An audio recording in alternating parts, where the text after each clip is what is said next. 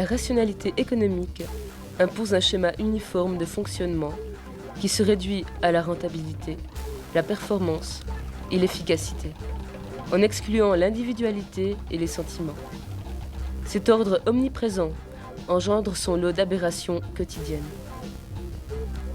Il existe des structures alternatives, quelques lieux différents peuplés de personnes qui cherchent aussi à vivre autrement. Elles se regroupent et créent des endroits qui défient les structures institutionnalisées, les modes d'organisation formels et occasionnellement la loi. En Suisse, existent de nombreux centres autogérés. Ce documentaire vous en présente 3. Espace Noir à Saint-Imier, l'espace autogéré de Lausanne et le centre autonome de jeunesse à Bienne.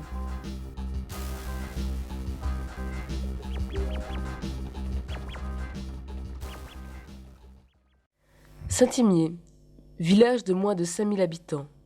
Ici, l'activité économique principale est l'horlogerie.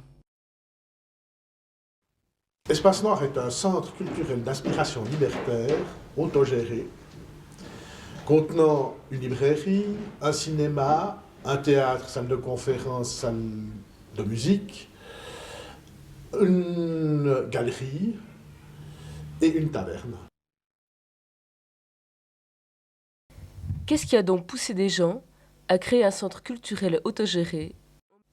Pour répondre à cette question, un retour dans le temps permet de comprendre l'histoire de la lutte ouvrière de la région. Dans cette région, on a complètement nié l'histoire de la région. Il n'y a pas d'histoire de cette région depuis 2 siècles. Au XIXe siècle, les conditions de travail sont déplorables. Le travail des enfants, dès l'âge de 8 ans, y compris dans les métiers pénibles comme dans les mines de charbon, sont monnaie courante. La journée de 12 à 13 heures est la règle. Les salaires de misère ne peuvent couvrir les besoins fondamentaux des familles. Il n'y avait bien sûr ni retraite, ni congés payés, ni assurance chômage. Le capitalisme sauvage est en pleine expansion et sous la protection des États et des armées. À la moitié du XIXe, naquit l'idée de créer une organisation internationale pour défendre les intérêts des travailleurs et pour faire face à ce qui allait devenir la mondialisation du capitalisme. En 1863, des ouvriers anglais et français, réunis à l'occasion d'un meeting de soutien à la Pologne, décident de créer l'Association internationale des travailleurs. Contrairement à une opinion largement répandue, l'Internationale a donc été créée par des ouvriers et non par Karl Marx. L'organisation regroupe aussi bien des adhérents individuels que des formations politiques, des syndicats, des associations parasyndicales, des coopératives et des mutuelles. La première internationale, c'est la tentative, et la première tentative de grouper les ouvriers du monde entier. Travailleurs de tous les pays, unissez-vous. Et les travailleurs du Jura de Châtelois et d'autres pays, bien sûr, y ont répondu en fondant de petites sociétés qui sont devenues des sections de l'Association internationale des travailleurs. En 1869, James Guillaume invite Bakounine au Locle et dans le vallon de Saint-Imier. Les ouvriers, horlogers pour la plupart, se retrouvent dans les propos du révolutionnaire russe. Soucieux de leur indépendance, ils défendent comme lui l'égalité et la collectivisation, mais aussi la liberté, la décentralisation et le fédéralisme. Ces dernières propositions allant à l'encontre de la vision d'un socialisme autoritaire de Karl Marx.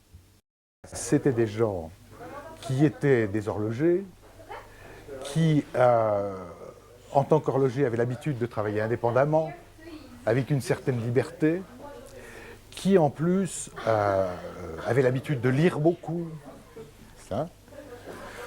et qui, à cause de ça, ont développé des moyens d'entraide d'abord, entre eux, et une indépendance vis-à-vis des mouvements qui étaient des mouvements centralisés, qui les ont conduits à devenir ce qu'on appelle des anarchistes ou des libertaires, et a créé la Fédération jurassienne. C'est vous qui êtes la force de travail, c'est vous qui pouvez construire la nouvelle société. Ne comptez pas sur les bourgeois, sur les patrons, sur les curés, sur les élus pour vous sortir de là où vous êtes.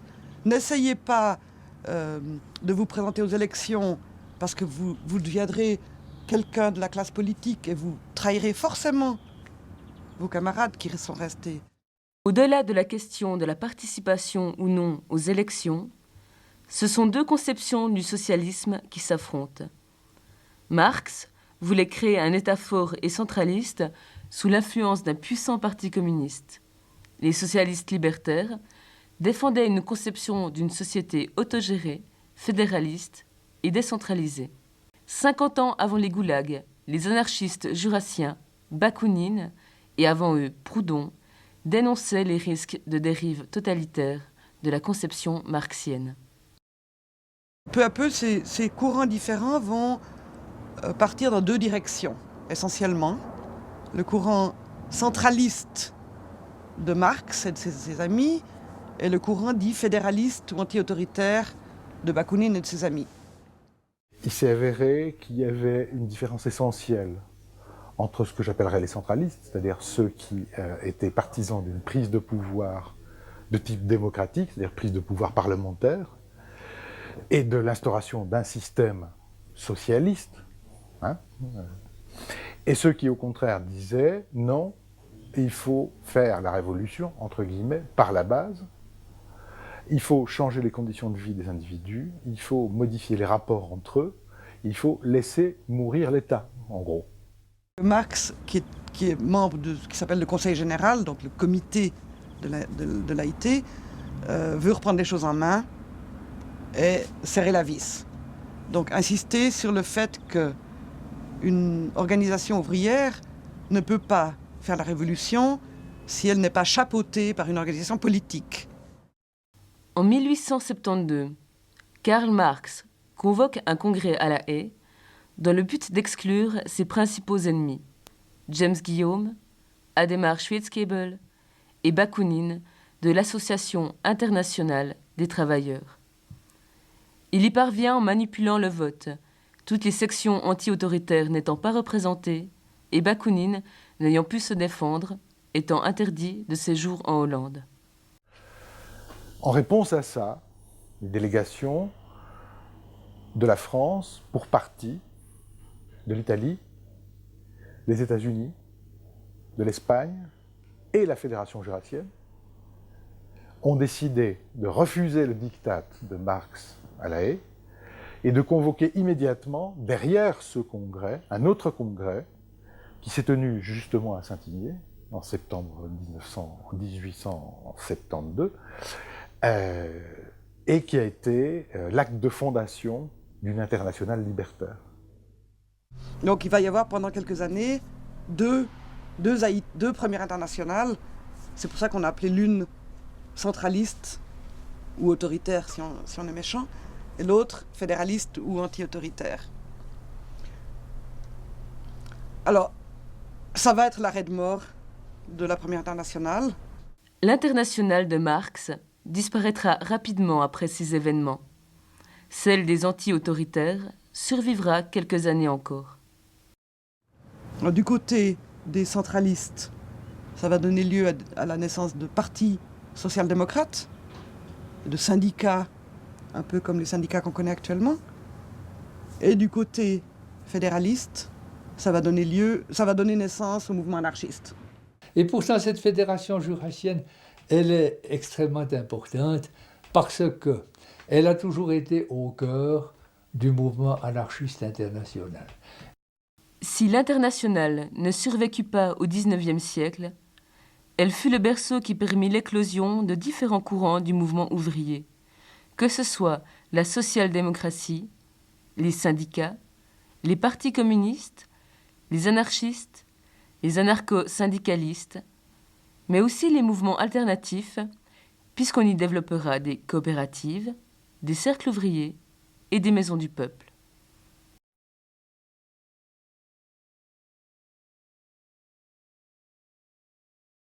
Les avis concernant le lien entre Espace Noir et la Fédération jurassienne diffèrent quelque peu selon les personnes. On pourrait dire la Fédération jurassienne, c'est le mythe fondateur d'Espace Noir. Donc, comme il y avait un mythe fondateur, évidemment, ça, culturellement, ça a implanté peut-être plus facilement, ça a permis quand même qu'Espace Noir existe, qui garde peut-être ce côté libertaire. Encore une fois, c'est pas le fondement. L'idée, c'est pas il y a eu la Fédération jurassienne ici, et donc c'est ici qu'il faut créer un lieu qui-que. Mais la parenté, quand même, elle était assez évidente. Et elle était revendiquée. En même temps, ici, alors voilà, on dit c'est le lieu où a été créée la Fédération jurassienne, c'est le point de départ de l'anarchisme, entre guillemets, organisé. Mais personne ne sait ce que c'est ici, dans tout le village. Moi, j'ai fait toutes mes classes obligatoires dans ce village. Je n'ai jamais entendu parler ni de la Fédération jurassienne, ni de Bakounine, ni de rien de tout ça pendant mes 9 années de scolarité obligatoire et même plus loin. Ça n'existe pas, ça a été totalement occulté. Donc on se dit anarchiste, c'est un truc, c'est aussi vague ici que ça peut l'être dans n'importe quel lieu. Hein. Alors, Espace Noir donc, se revendique de l'anarchisme, de la pensée libertaire.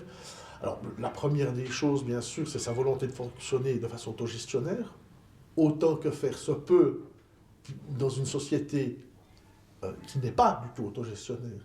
Donc, c'est un champ d'expérimentation. C'est libertaire aussi parce que justement, ça défend ses valeurs, qu'on lutte contre le racisme, qu'on lutte contre l'exploitation de la main-d'œuvre, qu'on lutte contre le sexisme, qu'on lutte pour toute une série de choses qui sont proches de l'anarchisme. C'est aussi parce que il y a la volonté, justement, que les gens prennent en charge leur quotidien, donc prennent en charge leur culture, que les gens se rencontrent et fassent quelque chose d'Espace Noir.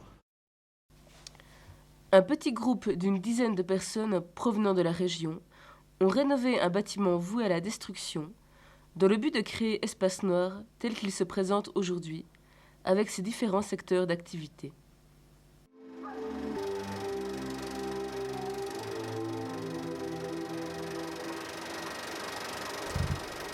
Avec ses 35 places, le cinéma d'Espace Noir est le plus petit de Suisse.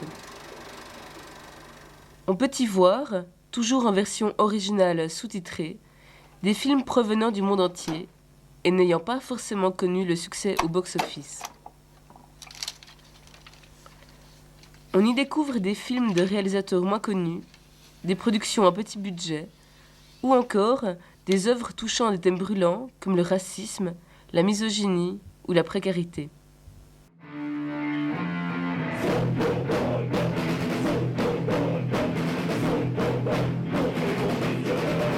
Tout au long de l'année, le groupe théâtre présente un vaste programme de concerts, de pièces de théâtre, de conférences, de débats et de soirées à thème. Ouais, justement, du point de vue de la scène puis du théâtre, on est un des rares de la région, justement, à pouvoir se permettre, à pouvoir produire des tout petits groupes qui commencent sur une scène. Ça, je trouve que c'est quand même assez vital dans une région qu'on ait ce genre de scène-là.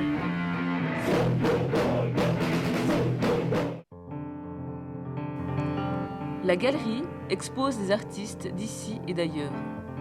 On est plutôt axé, je dirais quand même, sur la peinture et sculpture, tout en gardant quand même la porte ouverte à la photographie. Une ligne artistique rigoureuse a été choisie afin de présenter des travaux de qualité. On a délibérément choisi l'art abstrait. L'art abstrait, pourquoi? Parce que là aussi, c'est un art qui est proche de nos conceptions libertaires. Pourquoi? Parce que c'est la possibilité de faire abstraction des frontières, des morales, des cultures différentes. Et je dirais l'art abstrait, par définition, est un art qui se fie des frontières et du reste. C'est donc un langage universel. La librairie propose un choix varié de livres sur l'histoire de la région, des classiques de la littérature et autres ouvrages de sciences sociales et politiques. Elle offre aussi différents écrits traitant de l'anarchisme. De plus, Elle assure un service de commande personnalisé de livres, DVD et cassettes vidéo. Enfin, une station d'accès à Internet est mise à la disposition du public.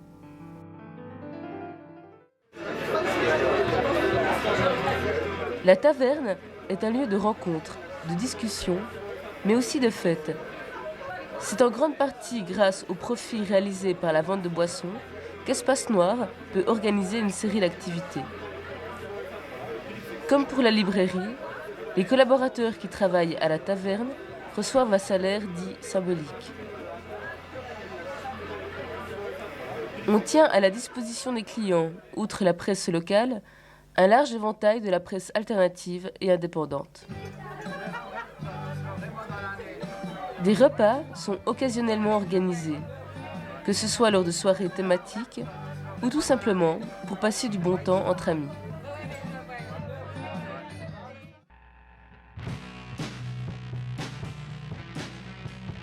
Étant un lieu d'aspiration libertaire fonctionnant en autogestion, Espace Noir fait face à plusieurs enjeux, que ce soit au niveau des idéologies, du mode de fonctionnement, de la participation, des contraintes reliées à l'argent ou de la réputation de le milieu. 1, 2, 3, 4. L'anarchisme, ce n'est pas une théorie. C'est quelque chose qui consiste à regarder la manière dont on peut vivre dans ce monde et dans cette société.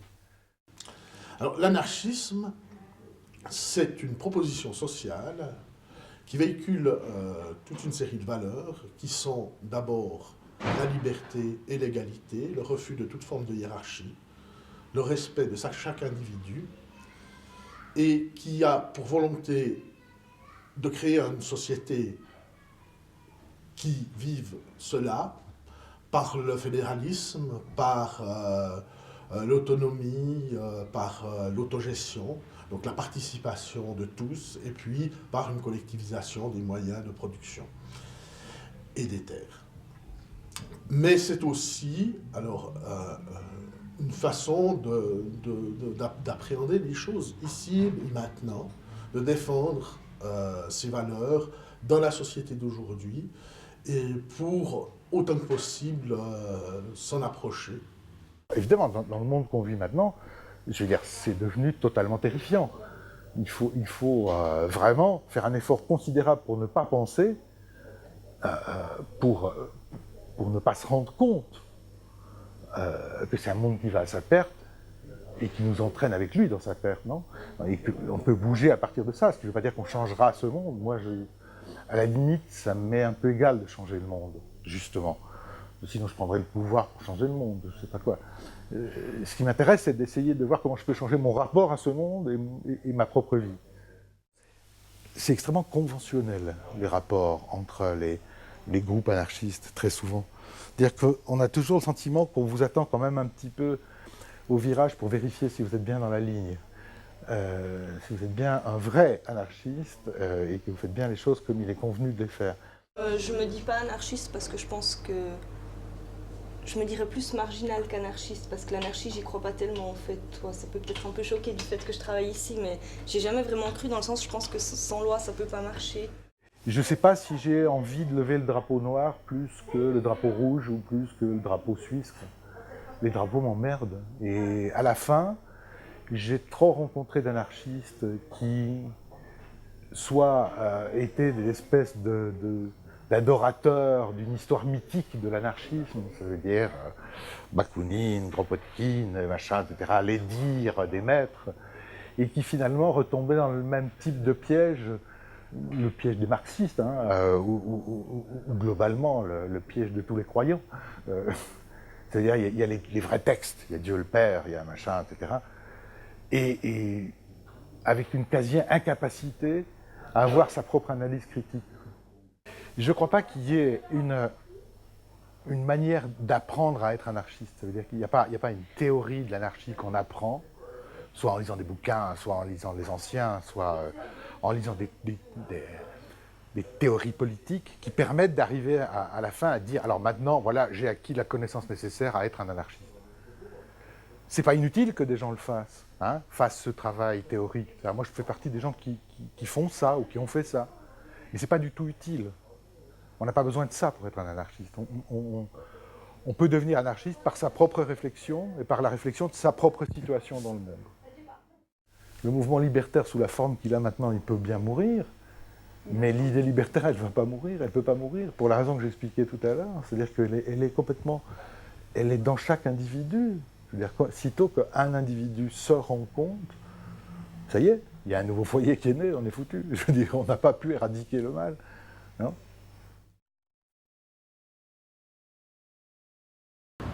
L'autogestion, c'est...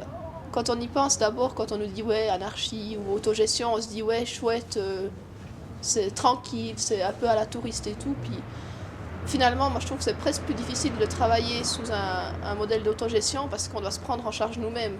Genre, on n'a pas un gars qui est derrière nous pour nous dire tout le temps, ben voilà, à telle heure tu fais ça, puis telle heure tu fais comme ça, puis tu viens demain à 5 heures pour faire. Puis c'est à nous de se rendre compte, puis de dire, bon ben voilà, il y a ça à faire, quand c'est que je le fais, puis comment je m'organise avec les autres, et puis. Mais c'est des fois un peu ambigu pour savoir jusqu'à quelle responsabilité on peut aller, qu'est-ce qu'on peut prendre sur nous-mêmes sans demander aux autres, qu'est-ce qu'on doit demander aux autres, puis des fois c'est un peu ambigu.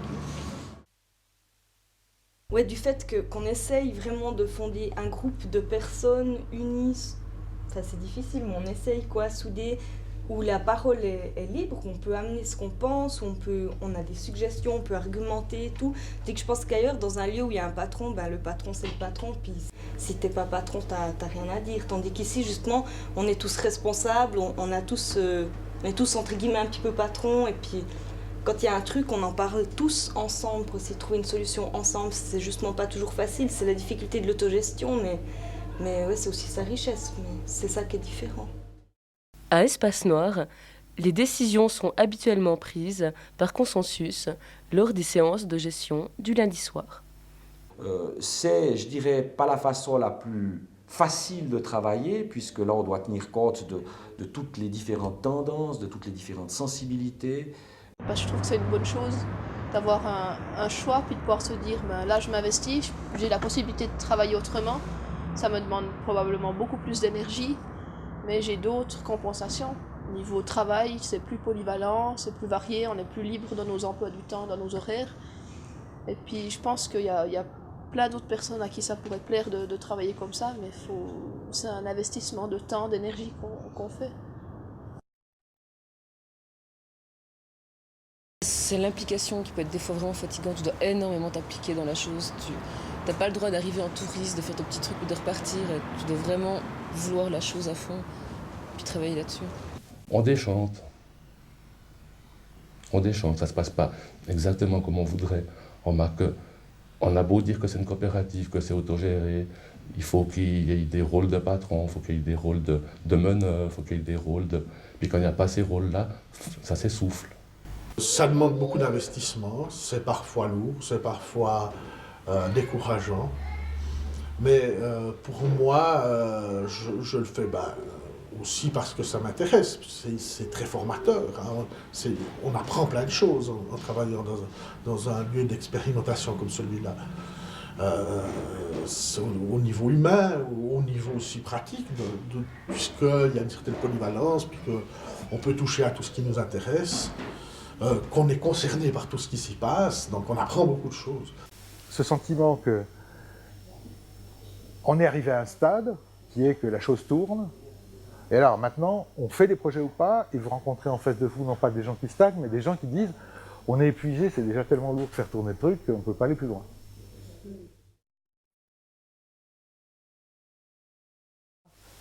L'idée première était de refuser tout subventionnement, de fonctionner en autogestion réelle, avec les, entre guillemets, sacrifices que ça pouvait supposer.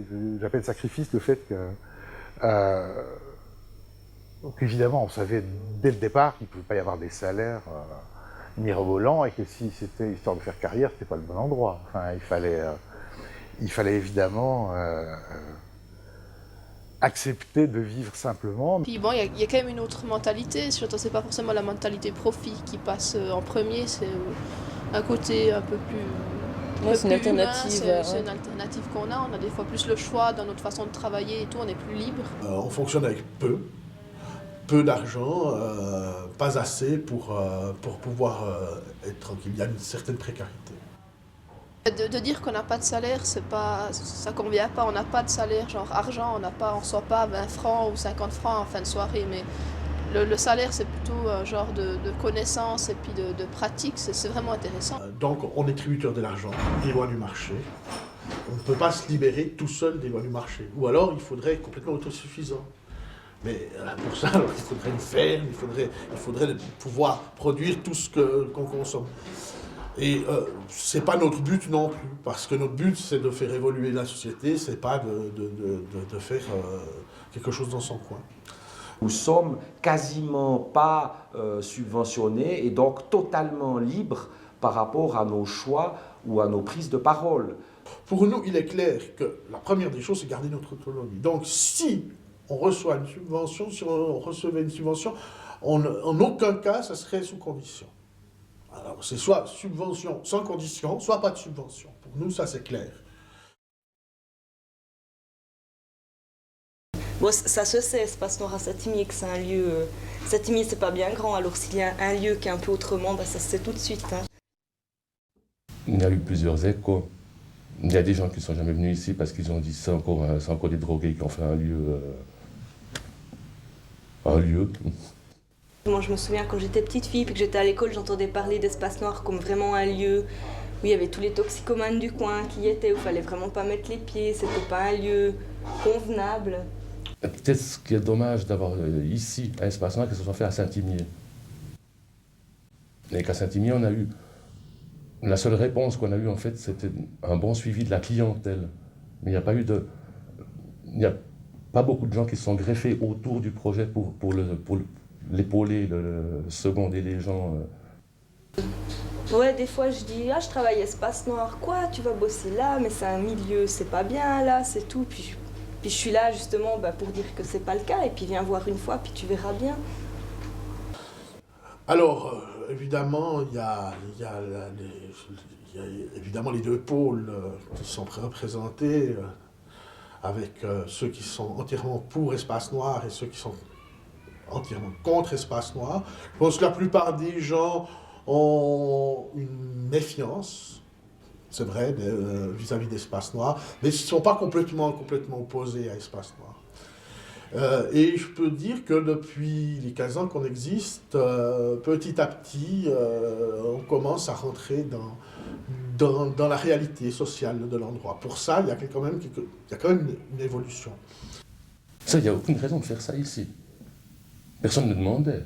Ça répondait pas. Il y avait une bande d'illuminés, il n'y en avait pas beaucoup, hein, une dizaine au départ, à rêver de ça, mais il n'y avait pas de demande.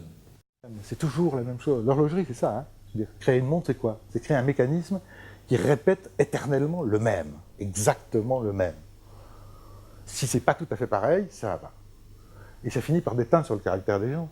Donc c'est vrai qu'ici, tout ce qui n'est pas déjà connu, déjà vu et déjà expérimenté est louche, et délicat, difficile à passer. Alors on a subi ça, évidemment. Juste la connerie, qui est énorme, je veux dire. Donc on s'est vraiment motivé pour essayer de présenter une autre, je ne dirais pas une culture alternative, mais une autre culture. À nous maintenant de faire en sorte qu'Espace Noir ne perde pas son âme. Ah bah alors Espace Noir, c'est toujours du jour au lendemain, je sais pas. Enfin, pour permettre aux personnes provenant d'autres pays de vivre une expérience d'autogestion, Espace Noir offre la possibilité de faire un stage au sein de la coopérative. Le monde comme il est, le monde comme on le vit, ne me concerne plus. Je n'ai plus d'avis sur lui, il ne m'intéresse absolument plus. Je n'ai pas envie de participer à rien qui le conforte ou qui l'excuse ou même qui l'améliore. Je trouve qu'il est parfait. Il a réussi son coup, le monde comme il est parfait. Il est totalement atroce, il est parfait. 1, 2, 3, 4.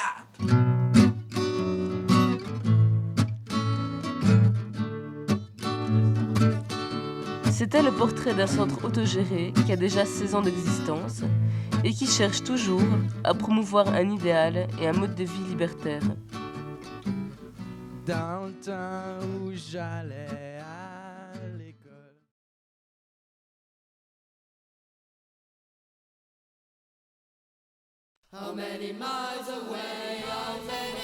Nous prenons la route pour Lausanne, pour rencontrer les gens de l'espace autogéré qui ont tenu à se présenter à leur façon.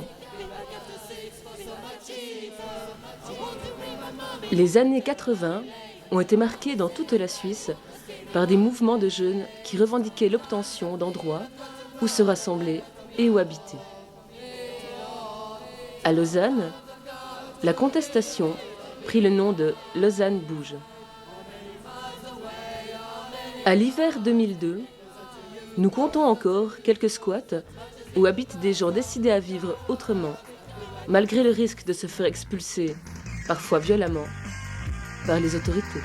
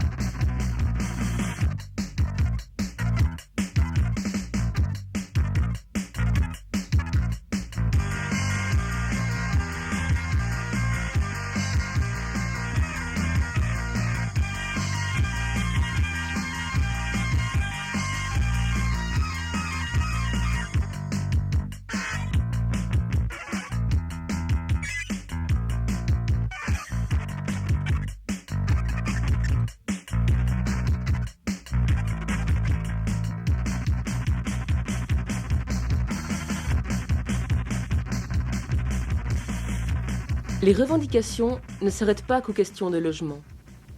Il faut aussi un espace de rencontre et d'action qui soit stable et autonome. C'est dans ce contexte qu'en 1993, le premier espace autogéré s'est créé. Les lieux d'occupation se succèdent au rythme des expulsions. Son unique philosophie c'est tout pour moi. Son unique finalité c'est tout acheter. Les plantes, les bêtes, les hommes, les vies pour te servir. Et plus qu'après ta faim, tout ça n'apportera plus. Et plus longtemps que tu peux, les richesses de la terre.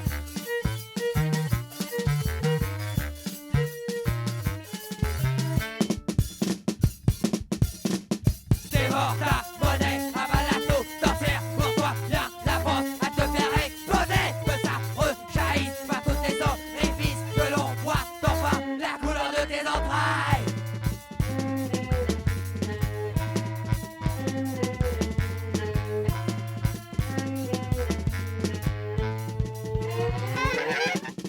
Et transforme les forêts en cimetières urbains, et transforme les montagnes en décors plastiques, et transforme les mers en cuves de pétrole, et transforme les rivières en égouts chimiques, les égouts transformés en boue pour des esclaves.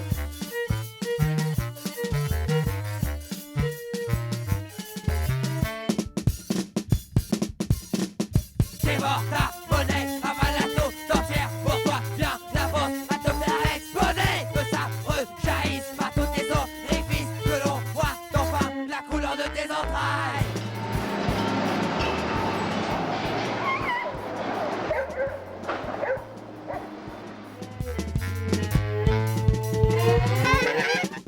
L'espace autogéré occupe actuellement un lieu arraché de longues luttes au centre-ville, avec une garantie de pouvoir y rester au moins 5 ans.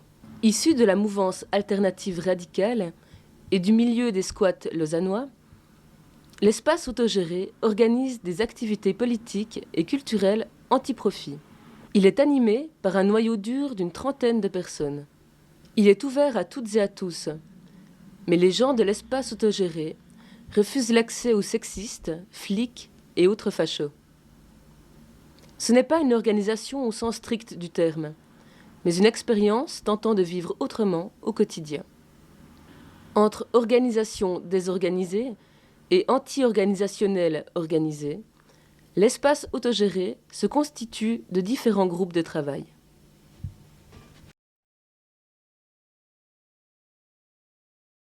Le potage de plomb. Un restaurant végétarien. Le potage de plomb, c'est la seule activité régulière à l'espace autogéré. C'est les bouffes du jeudi soir, à partir de 20h30. La cuisine de l'espace autogéré est ouverte à qui veut s'expérimenter. On propose un menu complet et varié. On assure pour nourrir et magnifier environ 30 estomacs et palais gourmands. S'il y a des bénéfices, on les réinjecte dans la caisse du potage de plomb, afin de pourvoir la cuisine d'ingrédients de base qui sont sur place, comme des petites épices. Bon, c'est tout. Entraînons-nous avant de bouffer les riches. Il faut savoir que l'espace autogéré refuse tout sponsor et toute subvention afin de conserver son indépendance. Les bénéfices sont directement réinvestis dans d'autres activités.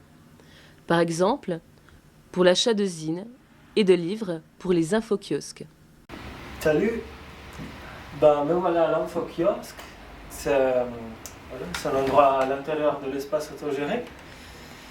On y trouve différents zines qui viennent à la fois d'endroits autogérés un peu comme celui-ci, ça permet d'établir des échanges. Et il y a aussi des revues un peu plus spécialistes ou thématiques comme des revues d'écologie radicale, des productions qui viennent du mouvement anti-mondialisation, ainsi de suite. On y trouve également une bibliothèque et un coin distro où les gens qui veulent proposer des échanges de musique, de disques, de t-shirts peuvent venir ici. Il y a également un accès à Internet libre et gratuit. Voilà, vous êtes tous et toutes bienvenus.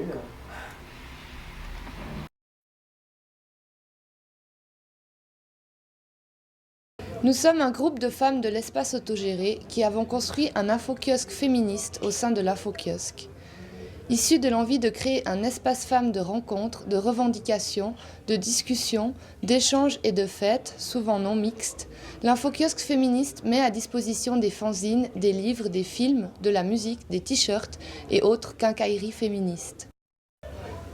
Nous avons voulu ce lieu parce qu'il est nécessaire de se battre encore contre toutes les attaques du patriarcat qui se manifestent quotidiennement. Nous voulons que ce lieu soit un lieu de résistance contre toutes les formes d'oppression et de domination des femmes, qui sont les cibles privilégiées des violences et des discriminations sociales, économiques, politiques, physiques, sexuelles ou psychologiques. En tant que femmes, nous partageons l'expérience de ces oppressions et, du fait de cette expérience commune, nous pensons nécessaire d'avoir un espace de réflexion et de lutte qui puisse être non mixte et permettre ainsi une élaboration autonome de nos pensées et de nos actions. L'espace autogéré publie son propre zine, le T'occupe, agenda journal interstitiel qui parle de ce qui bouge.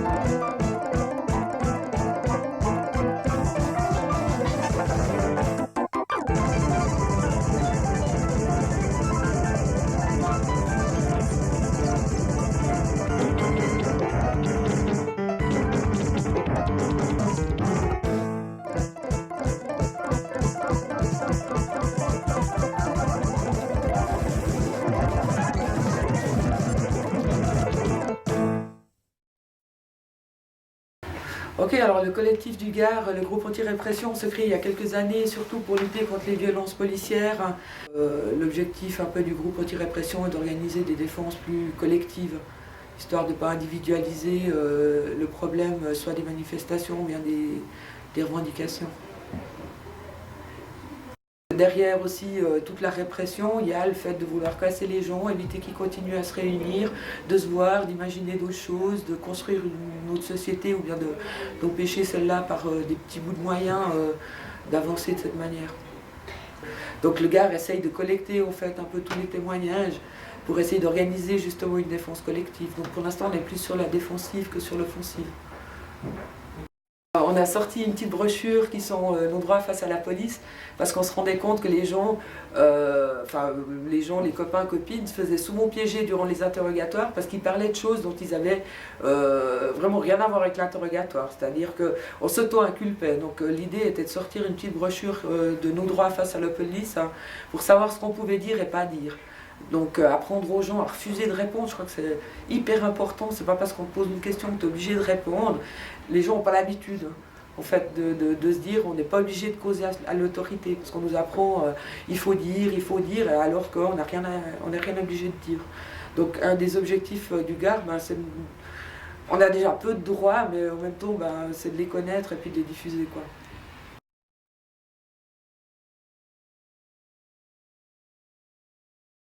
L'espace autogéré organise aussi des concerts et autres soirées mémorables. Le groupe concert se charge plutôt d'avoir le contact avec les groupes, faire les pré-tris dans la programmation qu'on a avant de soumettre la programmation au réu général. Ici c'est pas un club, donc les concerts qu'on fait, les groupes qu'on fait jouer, c'est toujours des groupes qui sont dans une optique anti-profit, qui viennent jouer pour leur défraiement ou pour une certaine partie des entrées. Avant, c'est aussi pour ça qu'on a des prix d'entrée qui ne se dépassent jamais les 5 francs ou ce genre de choses. On essaye si c'est possible de faire gratuit ou prix libre, mais ça arrive assez rarement parce qu'il y a toujours cette histoire de défraiement, mais c'est quand même vers ça qu'on a envie de tendre. On essaie aussi de faire une programmation assez variée, on fait des concerts, on fait des discos, on fait du théâtre, un peu de tout, du cinéma, ouais. Ciao.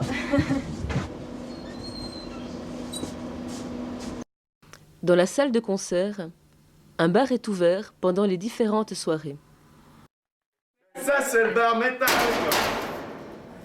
C'est le bar de la salle de l'espace autogéré.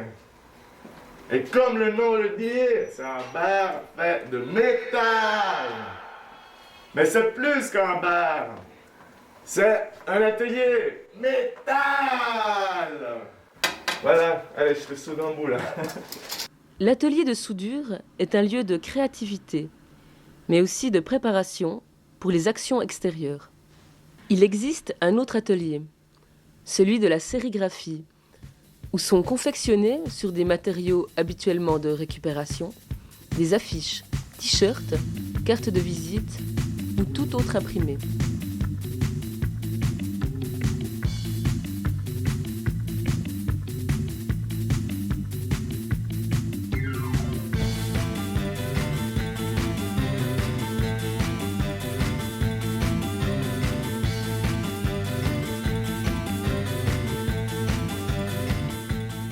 L'espace autogéré cherche à agir sur la scène publique au travers d'actions et de manifestations. L'idée étant de ne pas rester renfermé sur soi-même, de rallier la sympathie d'une partie de la population et en tout cas de ne jamais laisser les riches en paix. Nager dans la mer, de faire l'amour au bord de la rivière. Je préfère de câliner sans pain et de boire de la bière sans misère à noyer. Que d'aller travailler, plutôt jouir que d'aller travailler. Je préfère de gambader dans la bruyère, de siffler sur la colline, de dormir sur la plage. Je préfère de retourner la terre. Pour ce qui est du fonctionnement de l'espace autogéré, La plupart des décisions sont prises lors des assemblées générales hebdomadaires par consensus, c'est-à-dire qu'il n'y a pas de vote. L'expérience de l'espace autogéré permet de montrer qu'un autre mode de vie est possible. Par contre, les difficultés classiques que rencontre ce genre de projet n'ont pas fait défaut non plus. Épuisement, monopolisation de l'Assemblée générale par des problèmes de gestion, impression de se transformer en club pour consommateurs et consommatrices amorphes, influence des personnes les plus charismatiques, difficulté d'avoir des discussions de fond poussées et collectives, peine à intégrer de nouvelles personnes plus jeunes, répression, légèreté dans les tâches administratives, impression de vase clos, etc.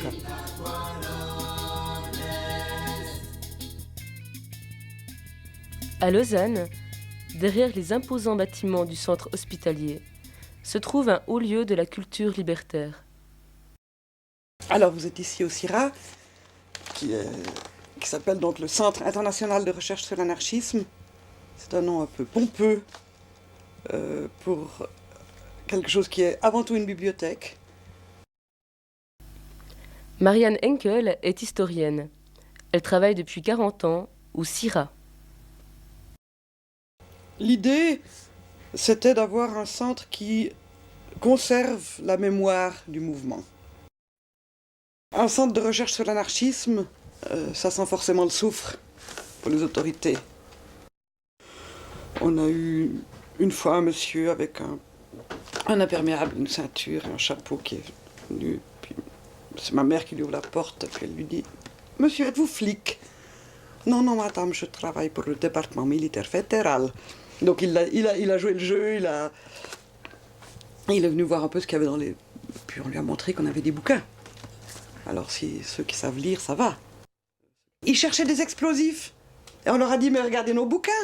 C'est ça les vrais explosifs, ça fait éclater la tête. C'est beaucoup plus dangereux que les bombes.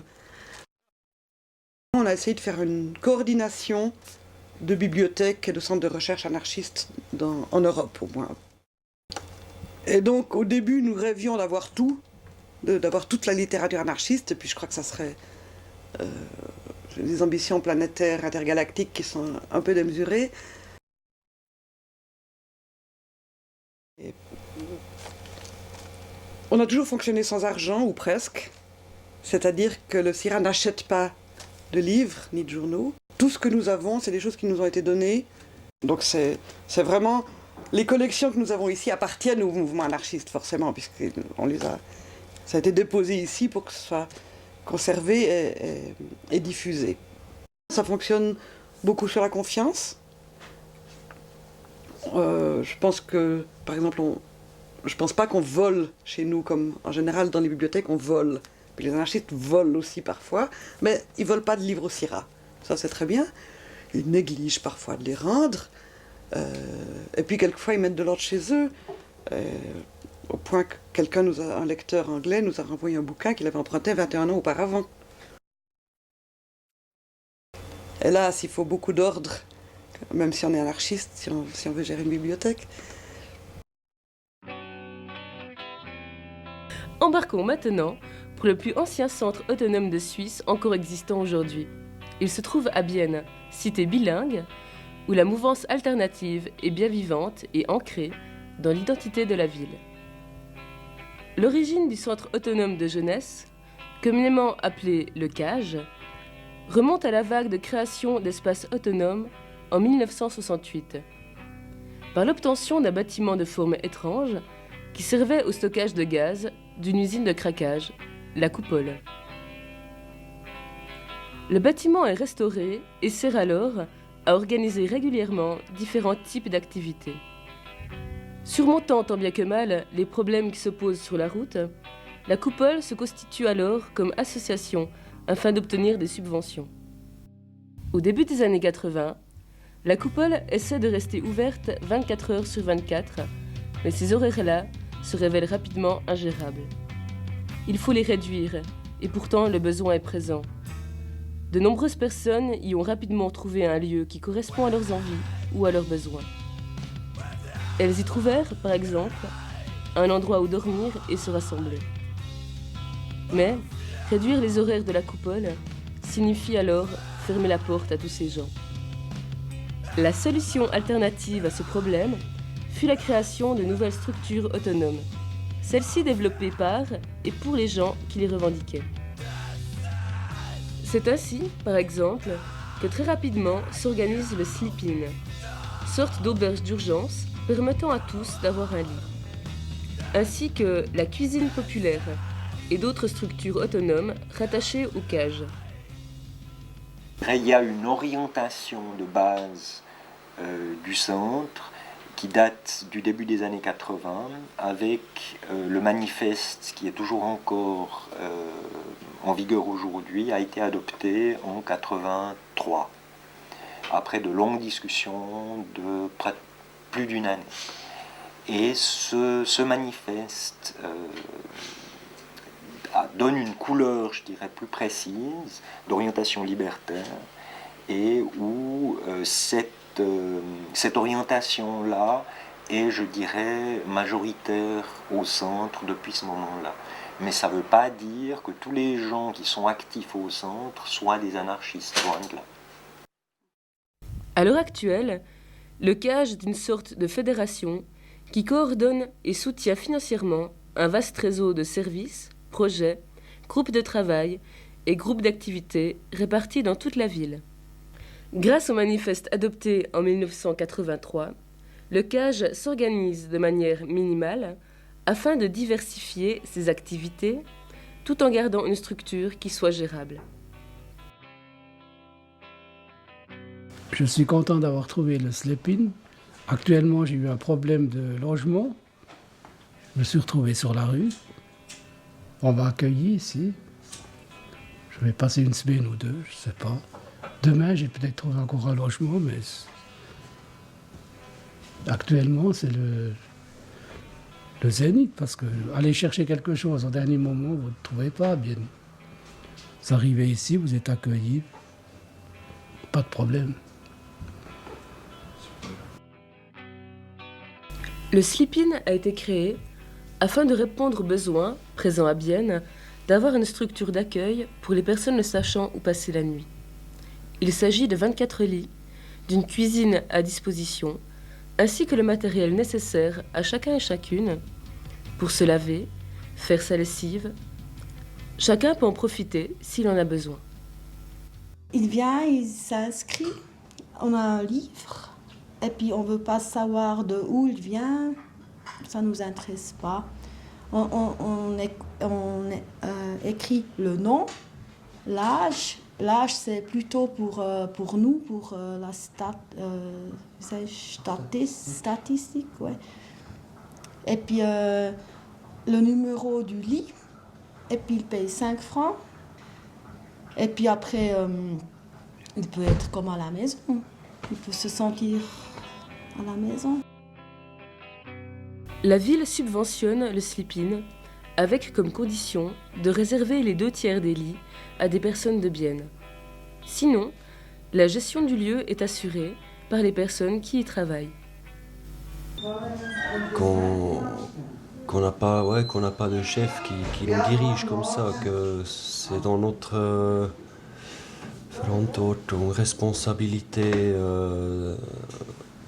comment on veut mener tout ça. Et puis aussi, c'est aussi le contact avec les gens, toutes sortes de gens qu'on rencontre ici, puis on a des discussions, et puis on voit comment les gens y vivent, les histoires des gens, tout ça, c'est un peu la vie quoi ici Chacun a besoin d'être là, quoi que ce soit ceux qui travaillent et ceux qui viennent dormir. Parce que quelque part, on forme une famille tous ensemble. Moi, je sais, peut-être on peut pas vraiment dire famille, mais on est là ensemble. Au moins, c'est cette partie que je suis avec eux, quoi. Puis j'essaie de les aimer à ma manière à moi. Quelqu'un qui est dans la rue, il peut pas aller sonner comme ici. Il peut venir sonner et puis on ouvre la porte et puis il peut dormir. Puis nous, on a la règle que c'est 3 mois que quelqu'un peut rester ici, avec des prolongations s'il faut. Mais 3 mois, et puis pendant ce temps-là, il doit s'organiser quelque chose, ou bien... Et puis on reste en contact avec lui, on lui demande, ouais, t'as organisé quelque chose, t'as trouvé déjà quelque chose, ou bien, ouais, on regarde avec lui. C'est pas qu'après 3 mois, on dit, oh, tu dois partir maintenant. Parce que c'est un sleep-in, en principe c'est un endroit d'urgence pour dormir. Et puis si les gens ils restent trop longtemps ici, ça leur fait pas du bien en principe. La cuisine populaire a été créée au début des années 80 par un groupe de punk dont le but était d'offrir à manger pour un prix très bas. Ja, langsam schon. Sie wird besucht. Also Essen geben wir pro Tag zwischen 50 und 80. Und es gibt hier Dauergäste, Stammgäste, die zu wenig Geld haben, sonst noch immer reinzuhocken. Oder halt auch Obdachlose, die kein Geld haben und die das hier regelmässig besuchen und nutzen. Ja, wir sind hier 7 Leute im Team, und also insgesamt etwa 13 Leute, die hier arbeiten. 7 sind im Team und der Rest picken.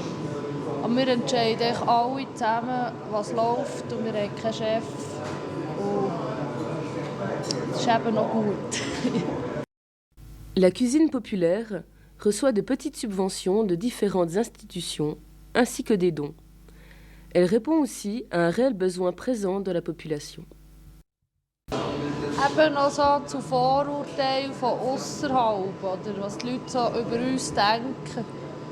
Also so weit, es gibt eigentlich schon manchmal, merkst schon ein bisschen, dass ein paar denken, die sind nur mega die Abstürze drin, mega die Alkis und mega der Bollock halt, Shit von den Leuten. Aber es gibt auch mega gute Reaktionen. Viele denken oder kommen auch her und sagen, dass sie es verdammt geil finden, spenden mal etwas oder können mal essen. Es gibt von beiden, weil ich weiss nicht genau, wie ausgewogen es ist, so viel bekomme ich auch nicht mit davon. Aber mir denkt, also toleriert ist es, oder zwangsweise nach 10 Jahren Wort auf eine Art. Und ja, ich glaube, schon recht akzeptiert. Ja, ich war schon immer so ein bisschen von Gas angezogen von diesen Leuten. Und bin auch ein Teil auf eine Art davon. Und ich finde es auch geil, weil auf eine Art hast du deine Freiheiten. Du arbeitest nicht für irgendeinen Gegner, irgendeinen Chef, sondern für die Leute und für dich schlussendlich, für das Team. Und dann machst du schon mal etwas von dir aus, ohne dass dir immer einer muss sagen, jetzt machst du das und das. Und mir gefällt es mega, mir bringt es viel. Le Vagos est un service offert par la cuisine populaire. Il s'agit de quelques douches et machines à lessive pour les personnes qui en ont besoin.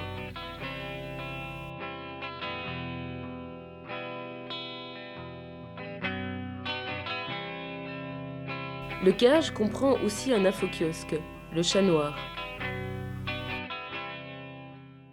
L'infokiosque, c'est un peu la vitrine ou l'interface de contact du centre vers la ville, vers l'extérieur, vers les gens qui se déplacent pas forcément le mardi à l'école. C'est aussi un des seuls téléphones publics où les gens peuvent appeler un numéro et poser des questions. En plus de tenir à disposition des usagers la presse alternative, l'infokiosque de Bienne assure la circulation de l'information entre les différentes villes.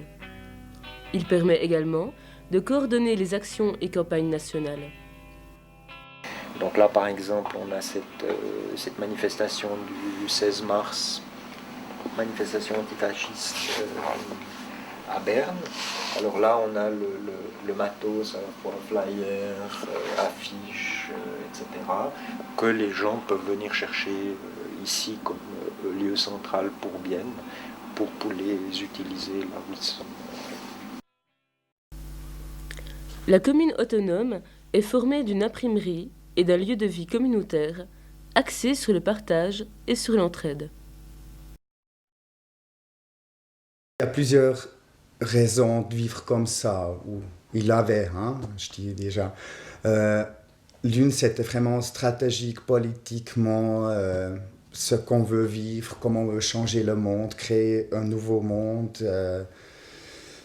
créer, comment est-ce qu'on dit, une nouvelle humanité, et surtout travailler sur soi. Alors, c'était aussi assez important. Chacun réfléchit sur soi, parle sur soi, essaie de changer quelque chose avec ce qui vient de son histoire, les problèmes qu'on a, toujours les mêmes, de les voir et de changer quelque chose parce qu'il y a d'autres qui font avec. Au fil des ans, la commune autonome est devenue l'imprimerie alternative de référence sur la place de Bienne. Créée il y a 30 ans, elle occupe à temps partiel 4 personnes qui y travaillent en autogestion. Tu dois te sentir responsable pour tout, pour le fonctionnement entier. Tu ne peux pas juste prendre un petit extrait et dire ça c'est mon petit coin, je le gère, et puis le reste, ça m'intéresse pas, ça va pas. Elle fournit ses services à diverses associations, mais aussi aux individus et aux petites entreprises. Le grand capital, je pense, on voit la répartition de la richesse au monde, elle est très inégale. Alors là, ça c'est, je pense, le fond de tout un peu. Quand je pense tout le monde, tous les cadres qui travaillent ici ont l'impression que faire partie, même si on peut pas s'éloigner, et puis on n'est pas complètement ailleurs, on fait partie aussi de l'économie. Donc cette division du travail, même si c'est indirect, on est aussi dedans. On peut dire ça je peux pas faire, donc je ne veux pas participer à la production d'armes, je veux pas. Le CAGE publie un zine, Le Noir et Rothe, qui parle des activités, des manifestations et des luttes à Bienne et au niveau national. Non loin de la coupole, se trouve, dans une usine désaffectée, le Schrottbar, un autre secteur relié au CAGE. Plus qu'un bar, il s'agit d'un milieu de vie créé par la trentaine de personnes qui y habitent. Puis, le Schrottbar, c'est un petit peu tout des sculptures soudées en fer, de la ferraille. D'ailleurs, Schrott, ça veut dire de la ferraille. C'est nos premiers bars, on l'avait fait avec des bouts de ferraille qu'on avait récoltés, assez beaux, puis ils avaient tout soudé ensemble, c'est de là qu'il vient le nom en fait. Je veux dire, je sais pas, on a commencé des années en arrière, j'avais encore un groupe avec quelques-uns d'ici et tout. Et puis on a commencé à faire des petits tours, à connaître des gens, on a commencé à organiser des concerts ici, c'est comme ça qu'on a fait un espèce de réseau. Et puis que la famille s'est agrandie, et puis là elle est immense quoi. Je crois qu'il n'y a pas un continent qu'on ne connaîtrait pas quelqu'un ou comme ça. Et puis tout le monde est bienvenu de passage, ça c'est clair quoi. La communauté vécut ainsi 7 ans avant de se faire expulser. Pendant 2 ans, les gens du Schrottbar ne purent rester plus de 3 mois au même endroit. On parle encore de cette période en la nommant l'Odyssée. Mais depuis 3 ans, ils ont trouvé, grâce à l'aide de nombreuses personnes, une place où vivre et installer le bar. Donc elle n'est pas vraiment squattée, on paye un espèce de loyer symbolique. Mais là, on vient d'apprendre il y a 1 heure que fin octobre, on devait partir. Donc l'Odyssée recommence. Puis comme il y a l'expo 2002, là, cette année, à Bienne, qui est de juin en octobre, quelque chose comme ça, c'est clair, on est juste évicté pour après l'expo, comme ça, on va pas déranger, que dalle. Ça fait chier. Là, le premier truc, c'était « Ah non », d'abord j'étais là « Non, non ». Je dis « Ah non, ça va pas recommencer toute cette odyssée, quoi ». Parce que bon, voilà, on a quand même eu 3 ans la paix, mais Surtout un endroit assez grand, assez chouette à trouver, ça sera difficile, quoi. Moi, j'espère qu'il y aura un petit peu de soutien aussi, quoi, parce que par rapport à la ville, il y a des chances peut-être. Mais ce n'est pas un déménagement de plus qui empêchera les gens du Schrottbach de se trouver un nouveau lieu où vivre à leur manière. C'est un petit peu une autre façon de vivre aussi. Je sais pas, les gens, ils habitent dans des maisons que j'aimerais pas habiter, ils vont travailler toute leur vie pour payer ça.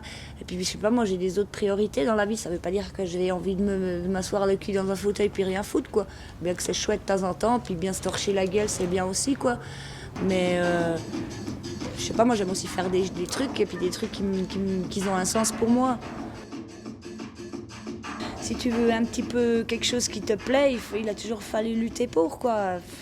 Et puis bon, c'est de l'énergie que tu mets, tu la mets pour toi, tu la mets pour ta famille, quoi, tes potes. Et puis ça, c'est de l'énergie qui est plus facile à investir, quoi, je trouve. Ça, anarchiste ou communisme ou des trucs comme ça, on a plutôt tendance à, quand quelqu'un il nous vient avec ça, lui tourner le dos parce qu'on s'en fout, quoi. Je sais pas, c'est n'importe quoi. Pourquoi il y a tout partout la guerre? Parce que les gens, ils ont des différents avis politiques ou religieux ou je sais pas quoi. Donc nous, on n'a pas ça, quoi. Nous, tu vis et puis tu fais ta vie, quoi. Sans faire du mal aux autres et puis être dégueulasse avec les autres.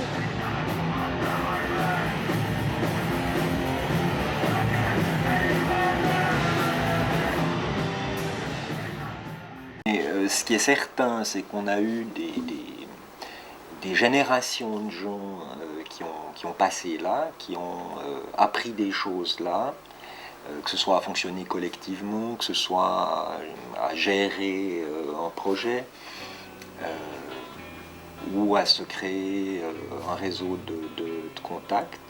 Et que ce qui explique les 60% de oui de 93, c'est dans une très large mesure ça.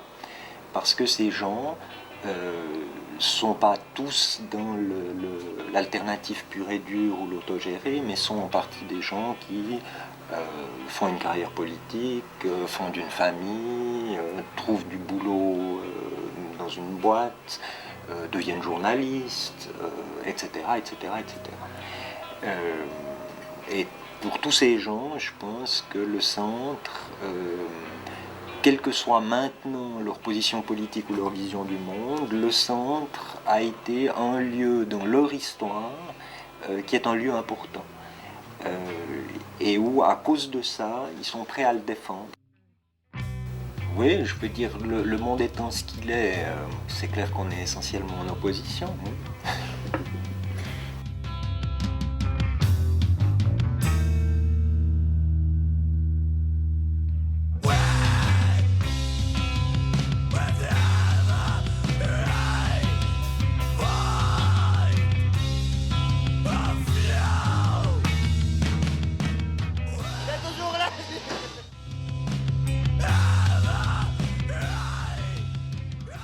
Il s'agit véritablement de mouvements qui veulent se démarquer des comportements traditionnels, standards de la société. Et c'est à travers leurs pratiques, leur manière de penser, que cette dimension alternative se met en place et qu'on les considère comme telles. Il y a 3 dimensions qui sont incontournables et qui à ce moment-là, permettront de pouvoir parler en ces termes-là.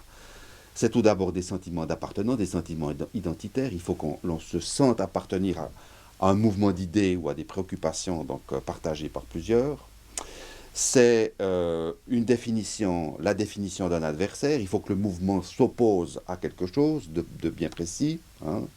Et puis, un troisième élément qui permet de pouvoir véritablement parler de mouvement social, c'est qu'il y ait un projet, hein, qu'il y ait une alternative, si je puis reprendre ce terme, à ce qui existe véritablement.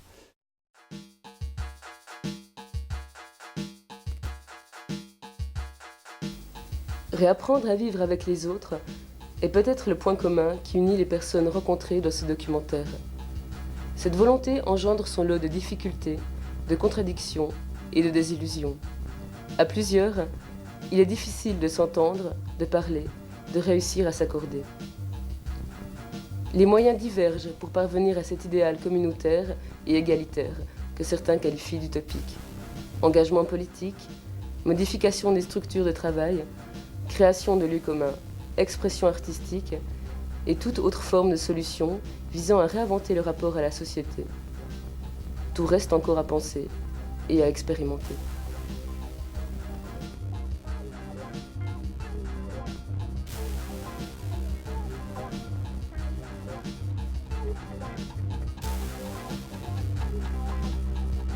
C'est la loi du plus fort qui est légalisée. On nous fait croire à une légalité qui peut nous permettre de changer les choses, mais c'est ça l'utopie. C'est pas l'anarchie qui est une utopie en fait. Stop. Même si l'on veut, même si l'on veut, il n'y a rien à faire. Le monde est à l'envers, à la merci des industries, dans la main des dirigeants. Ils disent que c'est pour notre pays qu'on surexploite ses habitants. D'un côté c'est la guerre, de l'autre c'est l'argent. Puis on se bat pour son côté, regrette des étudiants.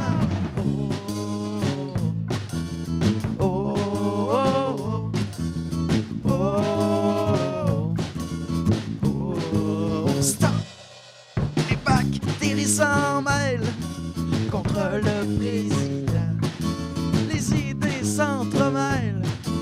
Faut réagir à temps. À quoi bon pleurer? Pourquoi s'en faire? Le monde continue de tomber de père en fils de fils en père. À quoi bon pleurer? Pourquoi s'en faire? Le monde continue de tomber de père en fils de fils en père.